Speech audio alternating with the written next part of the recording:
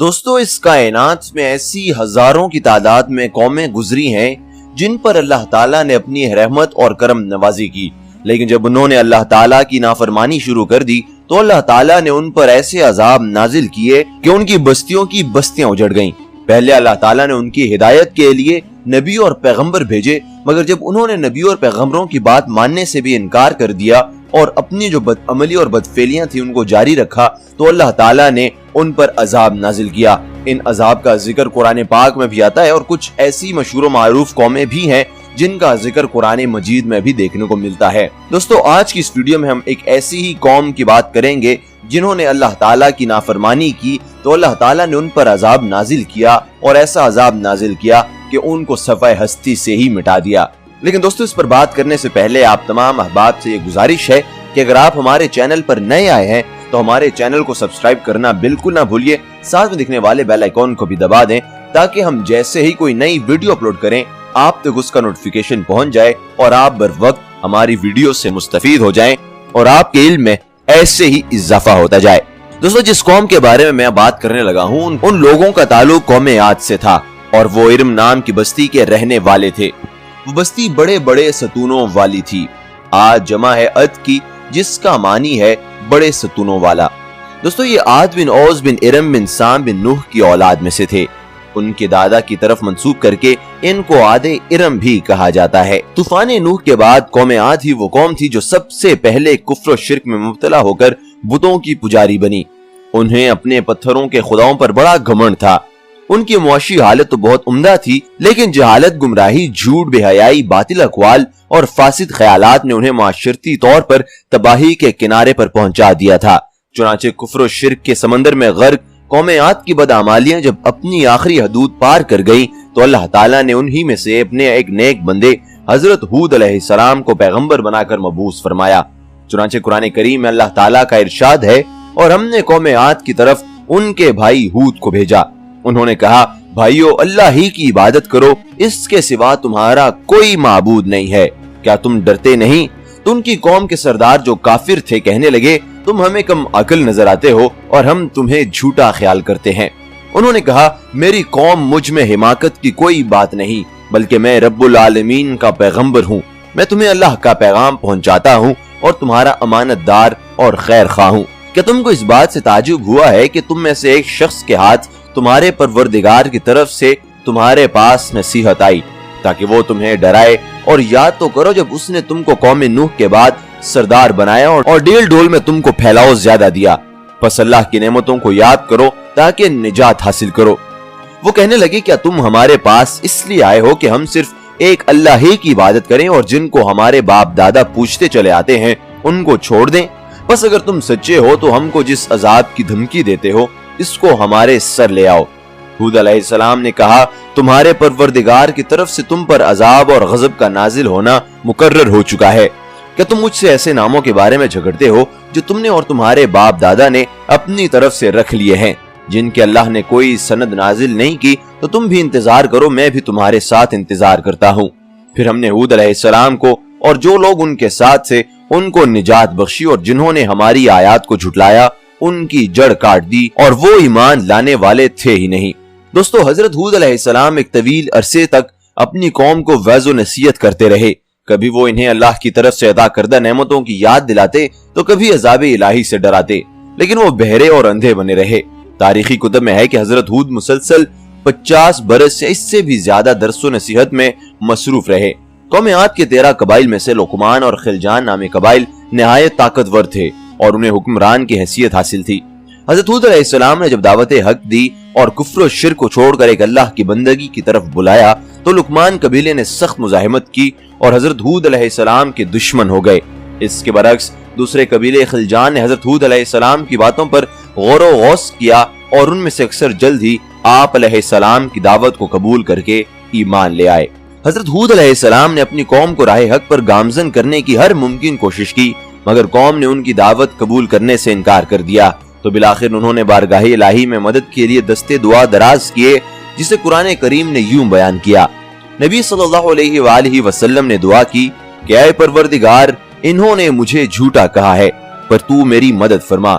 اللہ نے اپنے نبی علیہ السلام کی فریاد کے جواب میں فرمایا یہ بہت جلد اپنے کیے پر پچھتانے لگیں گے۔ دوستو اللہ تعالیٰ نے اپنے نبی علیہ السلام کی دعا قبول فرمائی اور قوم عاد پر عذاب کی ابتدا ہو گئی۔ بادلوں کے فرشتے کو حکم دیا کہ اب بارش نہ برسائی جائے۔ چشموں کے فرشتے کو حکم دیا کہ ان کے ٹھنڈے، میٹھے اور شفاف پانی سے لب زیر چشموں اور آبشاروں کو خشک کر دو۔ چنانچہ دیکھتے ہی دیکھتے ان کے سرسبز و شاداب کھیتوں کھلیان سوکھنے لگے اور مویشی مرنے لگے، یہاں تک کہ لوگ پینے کے پانی تک کو ترسنے لگے۔ کثیر تعداد میں پیدا ہونے والے پھل اور اناج ناپید ہو گئے۔ پوری قوم خشک سالی کا شکار ہو کر بدحال اور پریشان ہو گئی۔ یہ سلسلہ مسلسل 3 سال تک جاری رہا۔ حضرت ہود علیہ السلام سے اپنی قوم کی یہ پریشانی دیکھی نہ جاتی تھی۔ آپ علیہ السلام بہت افسردہ اور پریشان رہتے، اور پھر ایک دن انہوں نے اپنی قوم سے فرمایا اے میری قوم کے لوگوں، تم اپنے پالنے والے سے بخشش مانگو، اس کے آگے توبہ استغفار کرو، وہ تم پر آسمان سے موسلادھار مینا برسائے گا اور تمہاری طاقت و قوت میں اضافہ فرمائے گا، اور دیکھو گناہگار بن کر روگردانی نہ کرو۔ قرآن کریم اور حدیث مبارکہ میں توبہ استغفار کے بڑے فوائد بیان فرمائے گئے ہیں۔ ابن ماجہ اور ابو داؤد میں حدیث مبارکہ ہے کہ جو پابندی سے استغفار کرتا ہے اللہ تعالیٰ اس کے لیے ہر فکر سے کشادگی اور ہر تنگی سے راستہ بنا دیتا ہے، اور اسے ایسی جگہ سے روزی دیتا ہے جو اس کے وہم و گمان میں بھی نہیں ہوتی۔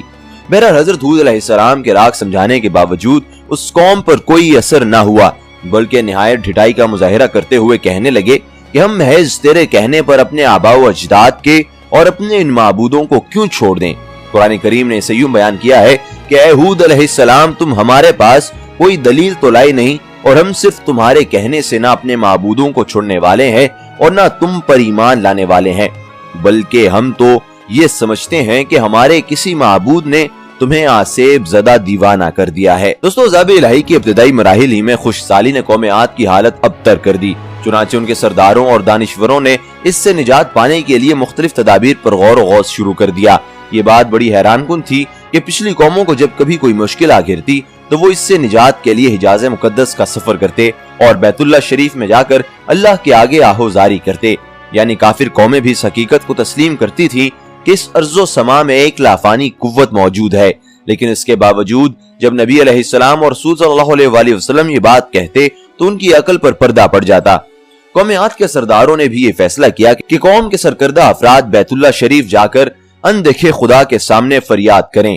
چنانچہ مختلف قبائل کے سرداروں اور دیگر اہم افراد پر مشتمل 70 افراد کا ایک وفد حجاز مقدس روانہ ہوا۔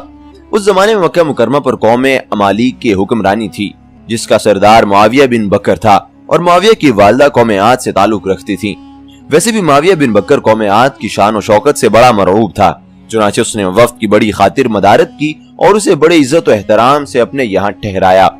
طبری کی روایت ہے کہ اس وقت میں 2 افراد مرشد بن سعد اور لقمان بن لکیم صاحب ایمان اور حضرت ہود علیہ السلام کے پیروکار تھے، غالباً ان کا تعلق خلجان سے ہوگا۔ ان دونوں کے علاوہ باقی سب لوگ کافر اور بت پرست تھے۔ معاویہ نے ان کے اعزاز میں رقص و سرور کی محفل کا اہتمام کیا اور تقریباً 1 ماہ تک یہ لوگ اپنے آنے کا مقصد فراموش کر کے عیش و عشرت اور شراب و شباب کی محافل میں مدہوش رہے۔ جب ان کا قیام طویل ہو گیا تو معاویہ بن بکر کو ان کے واپس جانے کی فکر لاحق ہوئی۔ کافی سوچ بچار کے بعد اس نے ناچنے گانے والیوں کے ذریعے چند اشعار کی صورت میں انہیں ان کے آنے کا مقصد یاد دہانی کروائی، جس پر وفد کو ہوش آیا، اور تاریخی کتب میں درج ہے کہ اس موقع پر وفد میں شامل مرشد اور لقمان نے ایک بار پھر انہیں سمجھانے کی کوشش کی کہ جو کچھ حضرت ہود علیہ السلام کہتے ہیں اس پر ایمان لے آؤ، لیکن وہ نہ مانے۔ دوستو وفد بیت اللہ شریف گئے اور بارش کی دعائیں مانگی شروع کر دیں۔ ابھی تھوڑی ہی دیر گزری تھی کہ اللہ تعالیٰ نے آسمان پر 3 رنگوں کے بادل بھیج دیے، جن میں ایک سفید تھا، دوسرا سیاہ اور تیسرا سرخ۔ اس کے ساتھ ہی آسمانوں سے ندائے غیب آئی، اپنے اور اپنی قوم کے لیے ان تینوں میں سے کسی ایک کو پسند کر لو۔ چنانچہ وفد نے سوچو بچار کے بعد سیاہ بادل کو اپنے لیے پسند کر لیا، جس کے ساتھ ہی سرخ اور سفید ٹکڑے آسمان سے غائب ہو گئے اور ابر سیاہ آہستہ آہستہ آسمان پر چھانے لگا۔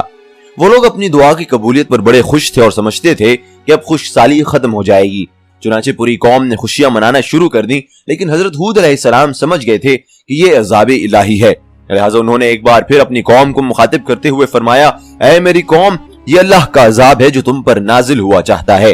پھر انہوں نے اللہ تعالیٰ کا فرمان انہیں سنایا، نہیں بلکہ دراصل یہ ابر وہ عذاب ہے جس کی تم جلد کر رہے تھے، یہ ہوا کا طوفان ہے جس میں دردناک عذاب چلا آ رہا ہے، جو اپنے رب کے حکم سے ہر چیز تباہ کر ڈالے گا۔ آج ہمیں اس بات کی اشد ضرورت ہے کہ ہم اپنے اعمال کو نہ صرف درست کریں بلکہ قرآن و سنت کے مطابق اپنی زندگی بسر کریں، تاکہ ہم سے اللہ تعالیٰ بھی راضی ہو، اور اللہ تعالیٰ راضی ہوگا تو وہ ہم پر اپنی نعمتیں بھیجے گا اور ہمیں عذاب الہی سے دور رکھے گا۔ لیکن اگر اللہ تعالیٰ ہم سے ناراض ہوا تو دوستو یہ ہمارے لیے بہت تشویش کی بات ہوگی، اور ہمیں بھی ایسی ہی قوموں کی طرح عذاب کا سامنا کرنا پڑے گا جیسی ہم سے پہلے قوموں پر عذاب نازل ہوا ہے۔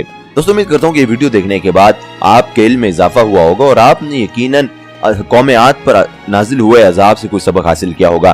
اس ویڈیو کو لائک ضرور کیجئے گا، کمنٹ سیکشن میں اپنی رائے کا اظہار ضرور کیجئے، اور اس ویڈیو کو زیادہ سے زیادہ اپنے دوست احباب تک شیئر کیجئے تاکہ اس پیغام کو ہم زیادہ سے زیادہ آگے پہنچا سکیں۔ دوستو اس کے ساتھ اگر آپ نے ہمارے چینل کو ابھی تک سبسکرائب نہیں کیا تو اسے ابھی سبسکرائب کریں اور ساتھ میں دکھنے والے بیل آئیکن کو بھی دبا دیں تاکہ آپ بر وقت ہماری ویڈیو سے مستفید رہیں۔ انشاءاللہ آپ سے ملاقات ہوگی ایک اور ویڈیو میں، تب تک کے لیے دیجیے اجازت، اللہ حافظ۔